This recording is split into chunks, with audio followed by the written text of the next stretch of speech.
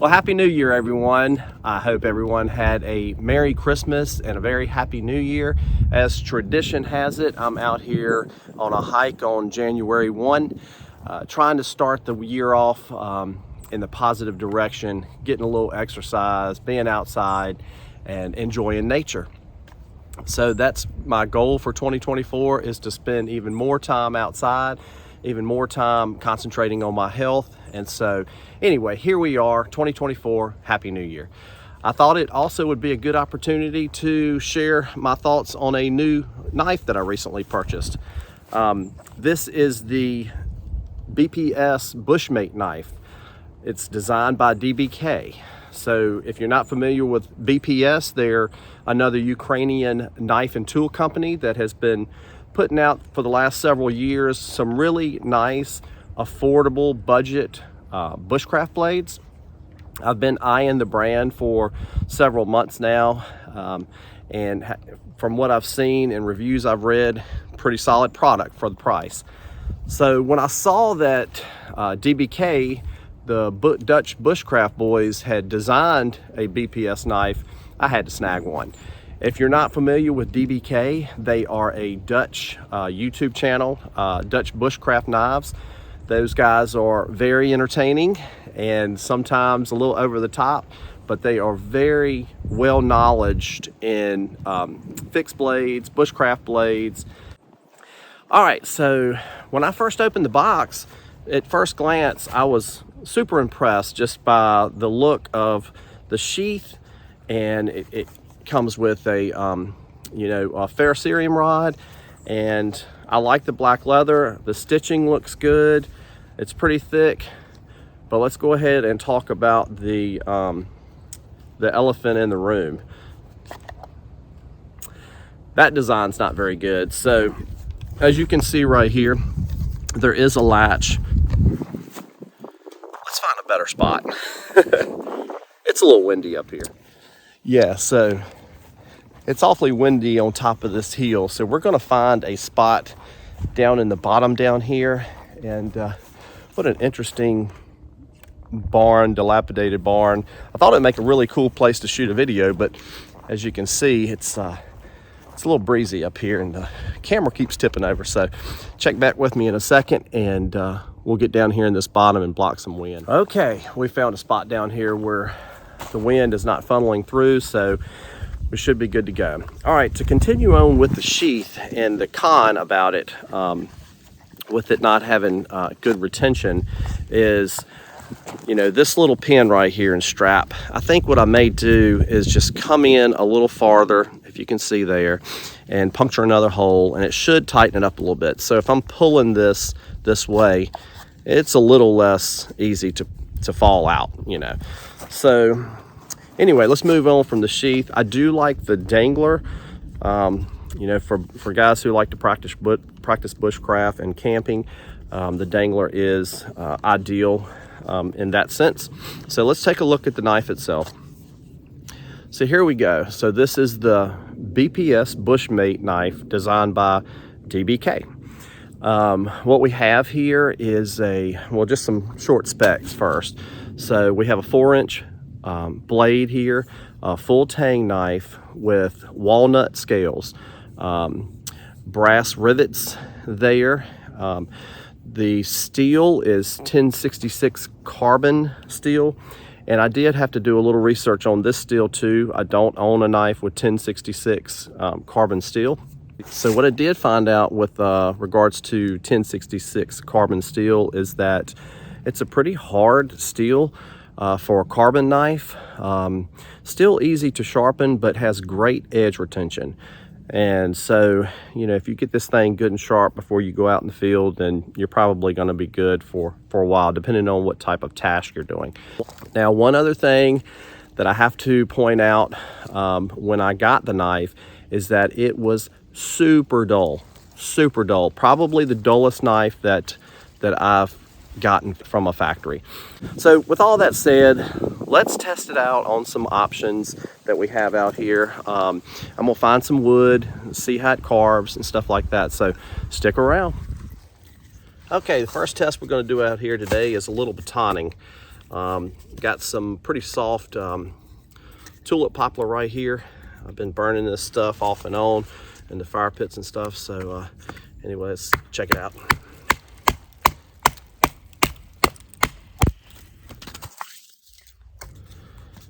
Feels pretty solid in hand. The scales are a little narrow, and there's not any swedge or swell to the handle, but it still feels pretty comfortable in hand. Fits my hand, my medium to large size hand, pretty good. And let's give it another whack on here. Make sure nothing's coming loose in the scales and stuff.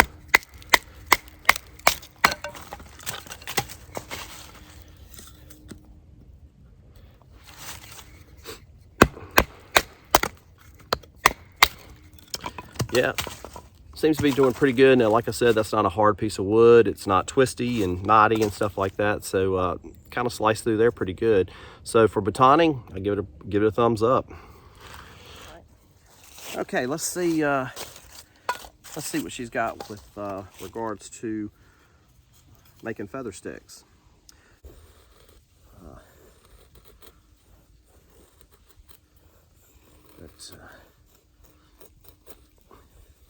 Yeah, I just couldn't get over how dull this knife was when it came out of the box. Like I said, it's almost like something got bypassed in quality control, because just never seen anything like that. Yeah, it's doing pretty good at making curls.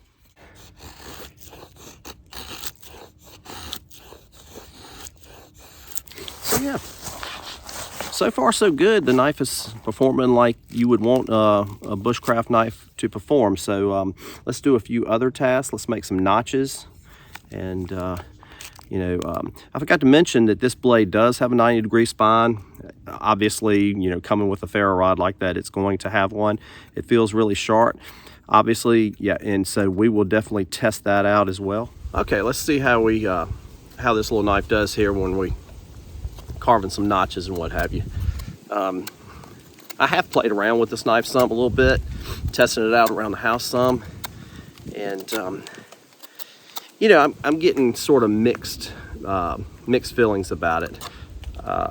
The design is fine. I had mentioned before that I prefer a Scandi grind when doing tasks like this, making notches and stuff like that, or just general wood carving task, just because of the way it bites into wood. So the saber grind has a totally different feel. I don't want anybody to get confused about this knife being designed by DBK, because there is a more premium knife that DBK partnered with, TRC Knives, and that is a much elevated knife. The materials are more premium. I think that I don't know if there's blade options or steel options, but the L-Max is the one that I've seen the most. This is not that blade. This blade is a $49 blade with middle of the road materials, carbon steel blade, walnut handle, and that sort of thing. But so far after doing a little bit of batoning with it and carving with it, it's a solid little knife, especially at that price. So keep that in mind. So let's move on from carving. We know it's it can make notches and that kind of stuff. So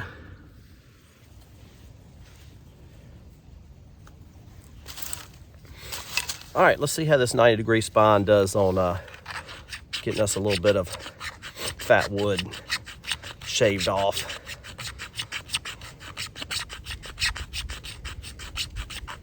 Pretty good, nice and sharp.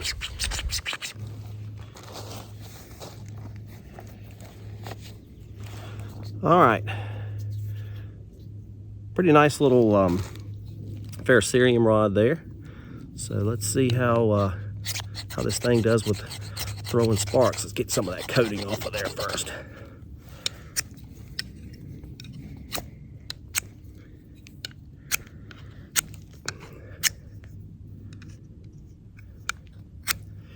All right, well, I can tell you right now that this thing does not throw sparks at all. That's a disappointment. Okay, so plan B, we're still gonna try the edge because it feels sharp to me. And like I said, this is my first rodeo with a 1066 carbon steel, so maybe it's the steel that's used, but I've got a backup plan. Hold tight.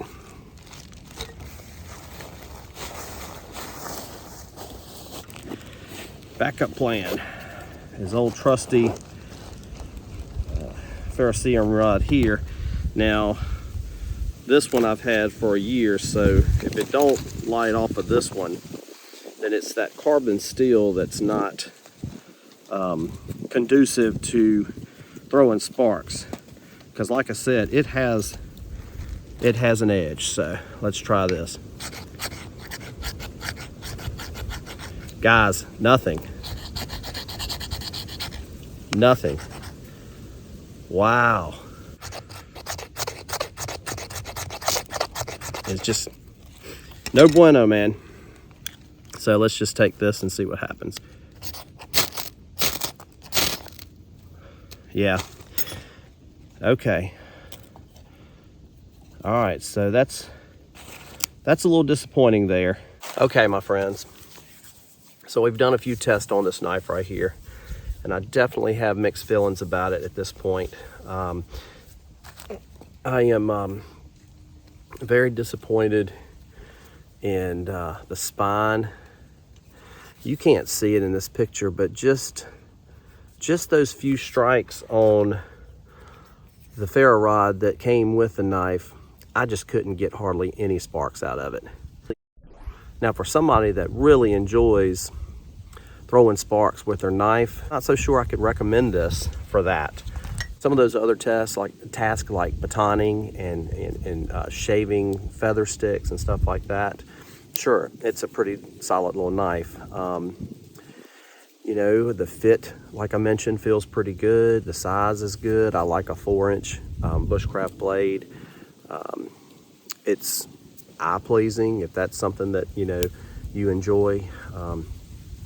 There's really only one other thing that we could take a look at, and that's food prep. And I really didn't bring much out here, but I got a little something that I could try out. So let's sit by this fire and enjoy it for a few minutes and check that out.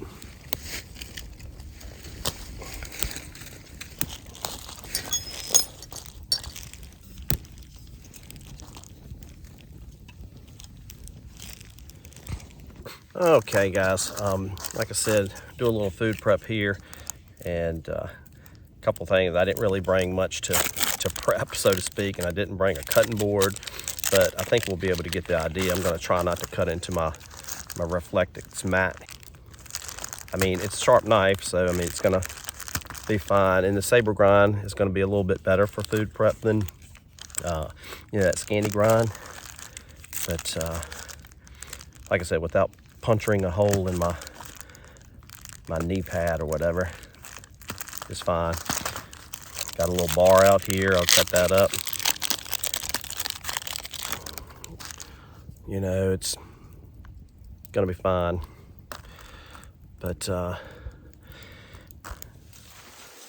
okay, my friends, final thoughts on the BPS Bushmate knife, designed by DBK. Overall, I like the knife. So I'll just throw out a few cons, pros and cons, and then we'll sort of, you know, wrap it all up here. The pros for me is it's a good looking knife. I like the way the walnut handle scales feel in hand. You know, they are a little narrow, but it does have I have a good grip on it. I do like the 4-inch length. That's my go-to from here on out for outdoor knives.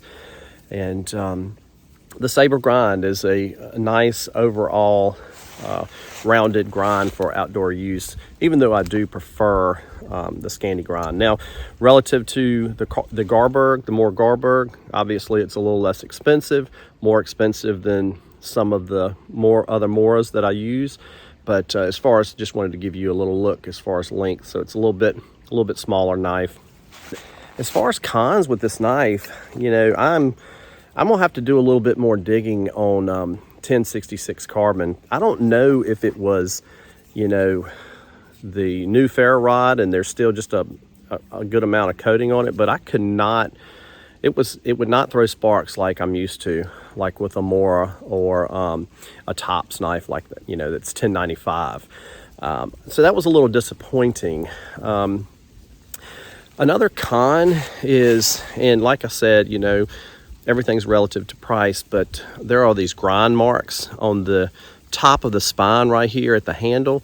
If you don't have, you know, if you don't have gloves on, that's a little uncomfortable. So if you're carving without gloves on, you feel those grind marks.